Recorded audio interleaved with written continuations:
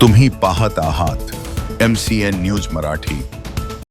राज्य सरकारने मुख्यमंत्री बळीराजा शेत पाणंद रस्ते योजना सुरू केली आहे। या योजनेची जळगाव जामोद मतदारसंघात प्रभावी अंमलबजावणी करण्यासाठी आमदार डॉक्टर संजय कुटे यांच्या अध्यक्षतेखाली 26 डिसेंबर रोजी जळगाव जामोद उपविभागीय अधिकारी कार्यालयात एक महत्त्वपूर्ण आढावा बैठक संपन्न झाली।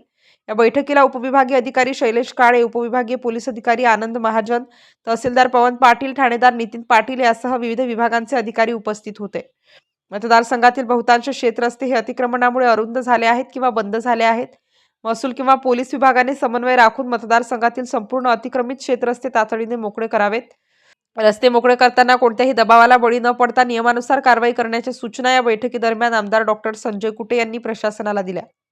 या संदर्भात उचित कारवाई होणार असल्याने मतदारसंघातील शेतकऱ्यांमध्ये समाधान व्यक्त होताना दिसत आहे।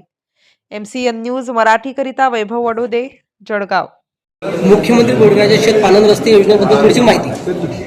मुख्यमंत्री पाणंद रस्ते जे आहेत ते अतिशय शेतकऱ्यांच्या दृष्टिकोनातून मुख्यमंत्री मोदींनी घेतलेला हा मोठा निर्णय आहे आणि मुख्यमंत्री महोदयांनी शेतकऱ्यांचा आम्ही बऱ्याच दिवसापासून शेतकऱ्यांचे जे काही रस्ते आम्ही प्रयत्न करतो पूर्ण करायचे हे करायचे, परंतु तेवढा निधी आणि त्या प्रकारचा प्रोग्राम आतापर्यंत महाराष्ट्रात झाला नाही आणि म्हणून या येणाऱ्या 3 ते 4 वर्षामध्ये महाराष्ट्रातील एक पाणंद आणि शेत रस्ते जे आहेत शेतकऱ्यांचे ते बारमाही त्यांना त्यांचा जो शेतातला माल असतो तो आणण्याकरता चांगला व्हावा, त्यासाठी एक पूर्ण नियोजन जे आहे ते महाराष्ट्र शासनाने ठरवलेलं आहे आणि त्या माध्यमातून आता सगळे रस्ते जे आहेत शेतकऱ्यांचे त्यांची मोजणी मोफत होणार आहे। त्यामुळे कोणाचं अतिक्रमण आहे काय हा वाद होणार नाही, कारण शासनच मोजणी करणार आहे।